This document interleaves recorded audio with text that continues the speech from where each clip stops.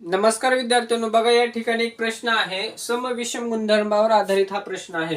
प अधिक 4 ही एक विषम संख्या आहे, तर त्या संख्येनंतर क्रमाने येणारी सातवी समसंख्या कोणती? फेब्रुवारी 2025 5वी स्कॉलरशिपला हा प्रश्न विचारला आहे. पर्याय इथं समोर तुमच्या दिसतात. आता या ठिकाणी बघा याचे गुणधर्म आधी माहित पाहिजे. कसे गुणधर्म असतात बघा. आता इथं बघा, लक्षात ठेवा तुम्ही, विषम संख्या दिलेली आहे आणि विचारली कोणती? सम. लक्षात ठेवा कधी पण समनंतर लगेच विषम संख्या असते. समनंतर लगेच विषम संख्या असते, बरोबर. आता मी इथं लिहून दाखवतो तुम्हाला. समनंतर काय असते? लगेच विषम संख्या असते. याचा अर्थ काय? एक नंतर लगेच अधिक एक मिळवलं की विषम मिळते, त्यात अधिक एक मिळवला की सम मिळते.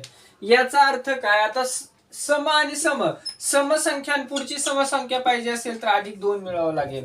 विषम संख्या असेल आणि पुढची विषम संख्या पाहिजे असेल तर त्याच्यामध्ये सुद्धा अधिक 2 मिळवावं लागेल. पण समानंतर विषम पाहिजे असेल तर अधिक 1 मिळवावं लागेल.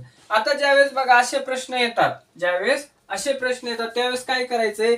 दिलेलं काय आहे आणि विचारलंय काय ते बघायचंय. दिलेलं विषम आहे, विचारलंय सम. याचा अर्थ काय? दुप्पट करून काय करायचंय? वजा 1 करायचं आहे. आता इथं बघा, लक्षात ठेवा, प दिलेला आहे, मुलं गोंधळून जातात, पण प चा काही संबंध नाही.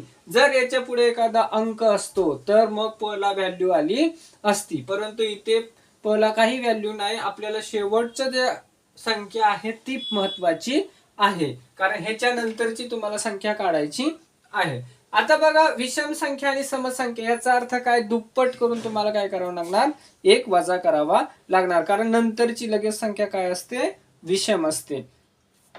आता बघा पुढे लक्षात ठेवा. आता 7वी विचारली. किती विचारली? 7वी. मग 7च्या काय करा? दुप्पट करा. किती झाले? 14. 14तून 1 मायनस करा, कारण सम विषमचा 1 चा डिफरन्स असतो, म्हणून 1 वजा. मग किती झाले? 13.